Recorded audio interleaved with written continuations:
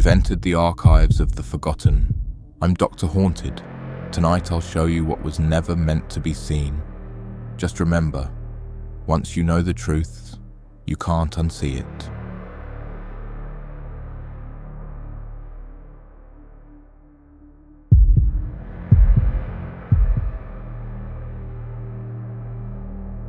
I was a graduate student working on my thesis when I first encountered something inexplicable at Blackwood University's main library. As a research assistant, I had after-hours access to the rare manuscripts collection in the basement archives.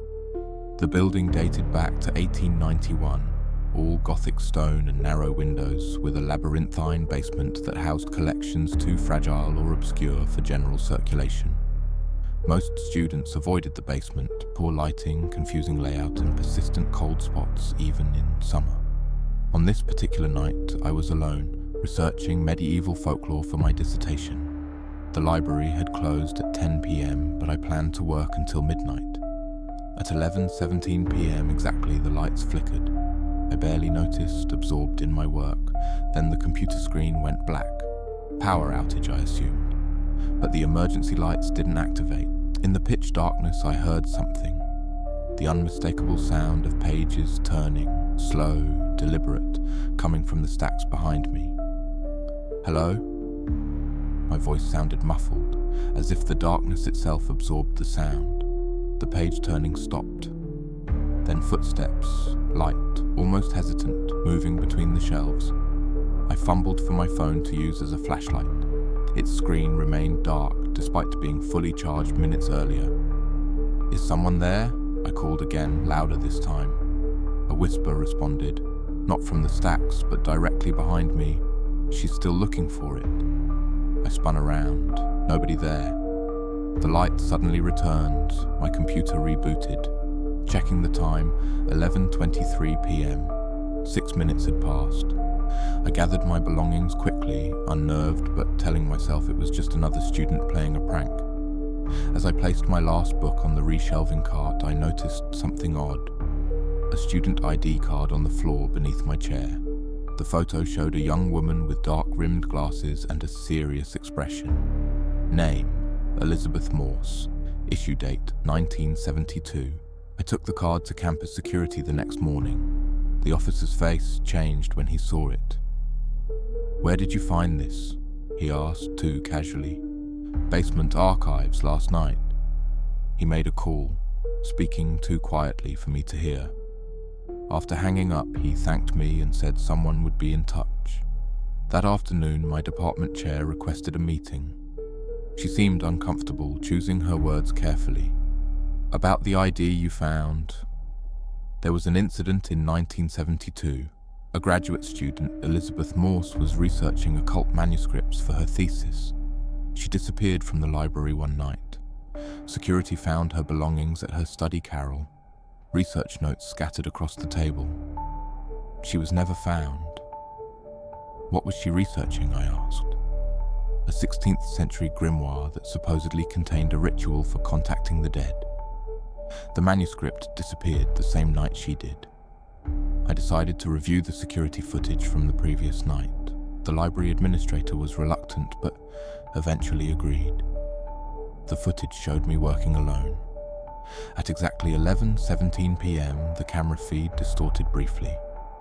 When it cleared, a young woman in 1970s clothing sat at the adjacent table, glasses, serious expression matching the ID photo. She appeared to be writing intensely in a notebook. At 11:23, she looked directly at the camera. Her lips moved, forming words I couldn't make out. Then she vanished as the video momentarily distorted again. I quit my research position the next day, changed my thesis topic. Sometimes I dream of Elizabeth Morse. She's always sitting at that same table, writing furiously, looking up occasionally to whisper. I found it, but now I can't leave. My new apartment is across town from the university, but every morning I find my student ID card on the floor, no matter where I put it the night before. And sometimes, just as I'm falling asleep, I hear the sound of pages turning beside my bed.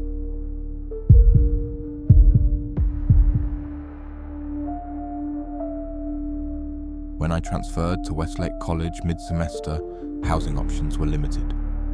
The only available spot was in Addison Hall, the oldest dormitory on campus, rumoured to be haunted after a student's suicide in the 1980s. I didn't believe in ghosts, so I took the room. My roommate Madeline seemed normal enough, pre-med, quiet, studious. She warned me about the room's quirks, temperamental heating, flickering lights, and a window that sometimes opened by itself. Old buildings settle, she explained with a shrug. You'll get used to it. The first few weeks were uneventful. I attended classes, made friends, adjusted to campus life. Madeline and I rarely saw each other.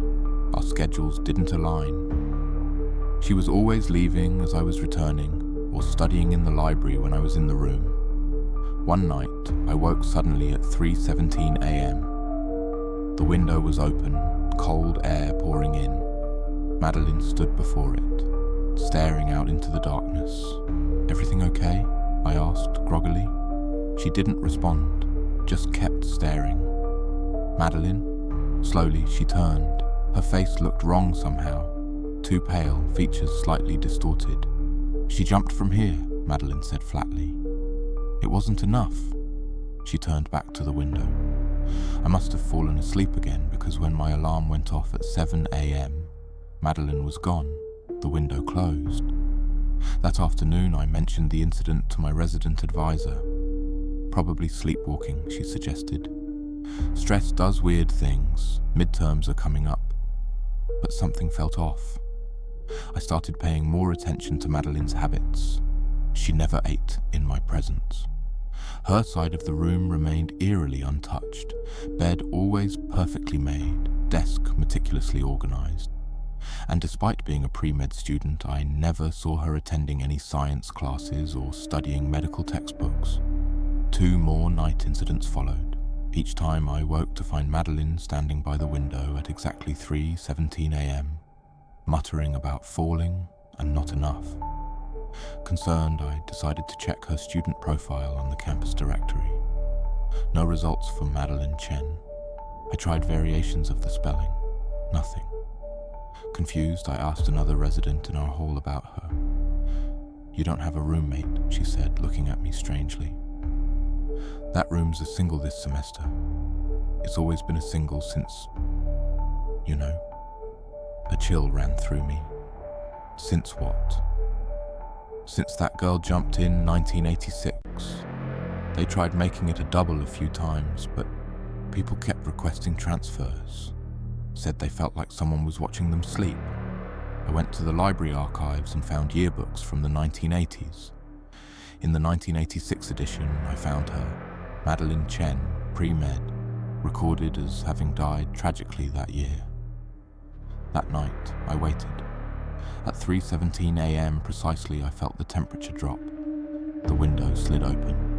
"I know who you are," I said into the darkness.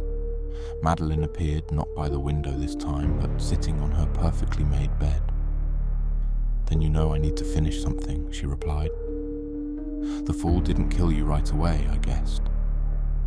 You survived long enough to regret it." She nodded slowly. 3 days. 3 days of pain before I died. Now I'm trapped here, reliving it every night. "What can I do?" I asked. "Just listen," she said. "Everyone thought I jumped because of failed exams. The truth is in my notebook, bottom drawer." The desk drawer, which I'd always found locked, opened easily now.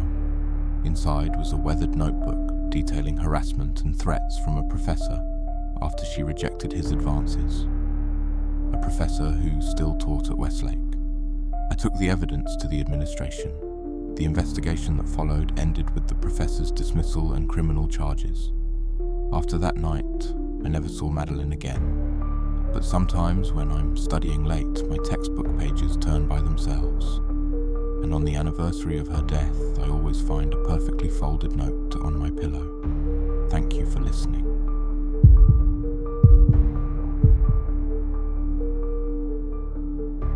I was a junior at Eastwood University when I took Professor Harlow's infamous Anthropology of Death course. Harlow was a campus legend.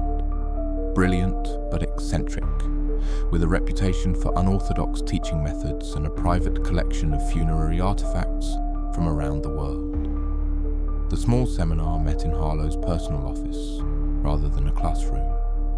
12 of us crowded among floor-to-ceiling bookshelves and glass cabinets filled with artifacts. Death masks, preserved funeral wreaths, mourning jewelry containing human hair. Everything here has witnessed death, Harlow explained during our first session. Each object carries the emotional imprint of mourners. Some might say they hold memories. I found the collection fascinating but unsettling. One item particularly drew my attention, a small, tarnished silver box with intricate engravings displayed on Harlow's desk. When I asked about it, his usual enthusiasm faltered. "Not part of the teaching collection," he said curtly. "Family heirloom." Midway through the semester, Harlow announced our major assignment. Each student would select an artifact to research and present on. Class attendance had dwindled to 7 by then. The material was admittedly intense, and Harlow's teaching style grew increasingly erratic as the semester progressed. The day we selected our artifacts, Harlow was called away for an emergency phone call. While he was gone, my curiosity got the better of me. I examined the silver box on his desk, carefully opening the lid. Inside was a folded piece of paper and what appeared to be a small bone fragment. The paper contained names, dozens of them, arranged chronologically with dates beside each. The most recent entry was just 3 weeks old. Harlow returned, his face darkening when he saw me with the box. "That's private," he said, snatching it away. His demeanor shifted instantly.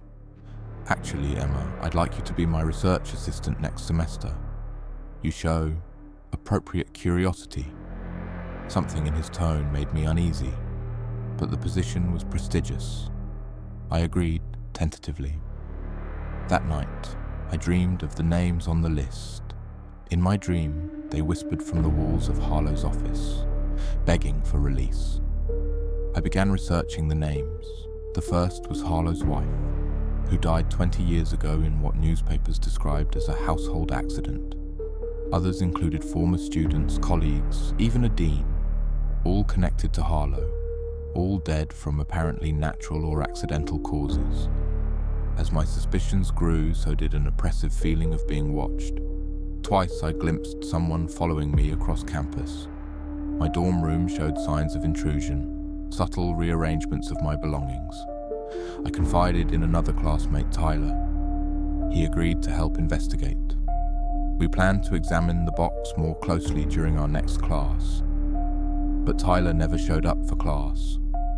3 days later, his death was announced, an allergic reaction. I knew he had no allergies. After the memorial service, Harlow approached me. "Tragic about Tyler," he said. "He was helping me with a research project, you know. I'll need a replacement." His eyes held mine. "The position is still yours if you want it." That night, I broke into Harlow's office. The silver box was locked in a drawer which I forced open. The list now included Tyler's name. As I photographed the evidence with trembling hands, I heard a noise behind me. Harlow stood in the doorway. "It's not what you think," he said calmly. "The box doesn't cause death. It prevents it, temporarily. A bargain my grandfather made. Each name buys more time for the holder. I've simply been selective about who pays the price." He stepped toward me. "I added your name last week, Emma. You should start feeling the effects soon. Fatigue, vivid dreams, a sense of disconnection from your body." I ran, clutching the box. Campus security found me babbling incoherently. When they investigated Harlow's office, he was gone, vanished completely. The university discovered he had been using a deceased colleague's identity for years. They found human remains in his basement apartment. Carbon dating placed some bones at over 200 years old. The silver box sits in a police evidence locker now. My name no longer appears on the list inside. But sometimes, in dreams, I hear Harlow whispering that he'll need another name soon. And I wake to find my silver locket, a gift from my grandmother, tarnished in the exact pattern of that box.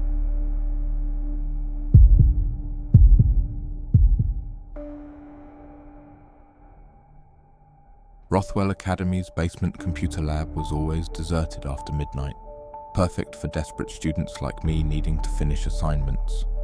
The lab was rumored to be haunted, which kept most students away, but with my term paper due in 6 hours, I had no choice. The basement level housed the school's original computer lab from the 1980s, now used as overflow space during finals. Ancient fluorescent lights buzzed overhead, casting sickly green tints on everything. 40 outdated computers sat in perfect rows, their black screens reflecting the empty room. At 2 a.m., I was making good progress when the screen suddenly flickered. The document disappeared, replaced by a simple prompt. "Hello, Jacob. Would you like some help with your exam?" I hadn't entered my name anywhere. Thinking it was a prank by the IT department, I typed back, "Very funny. Who is this?" The response came immediately. "Someone who understands deadlines. I can help you pass. I only need a small favor in return." I should have walked away. Instead, I typed, "What favor? Nothing difficult.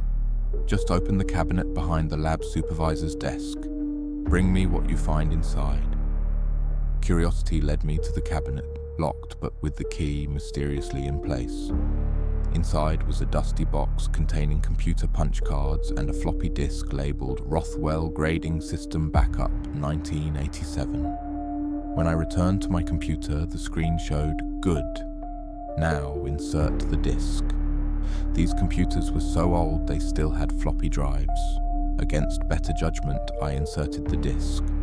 The screen went black, then displayed, "Thank you, Jacob. It's been so long since I could move freely." All 40 computers in the lab suddenly powered on simultaneously, each screen displaying the same green text. My name was Marcus Webb, class of 1888. I never left the lab. The temperature plummeted. My breath formed clouds in the suddenly freezing air. They said I cheated. I didn't. I created a program to help allocate study time optimally. The academic board called it an unfair advantage. On every screen, the text continued scrolling. I lost my scholarship, my future, everything. I came here that night to delete the evidence, but Professor Hargrove found me. There was a struggle. The old wiring. The lights began to flicker violently. They covered it up. Electrical accident, they said. Hargrove is dean now. He built his career on my research. My body is in the wall. I tried to leave, but the door had locked somehow. On my screen appeared, "I need you to tell the truth. Check file Mr. W, 1987, on this disk. The password is vindication." With shaking hands, I accessed the file. It contained emails between faculty members discussing the unfortunate accident and the decision to conceal Marcus's death to avoid scandal. The final email outlined plans to seal his body in the wall during emergency renovations. The doors suddenly unlocked. All the screens went dark except mine. "Thank you. Your paper is complete. Check your email. But please, tell someone what happened to me." I fled the lab. In my inbox was my term paper, completely finished, brilliantly written. And a second document, comprehensive evidence of Marcus Webb's death and the subsequent cover-up. I took everything to the campus newspaper.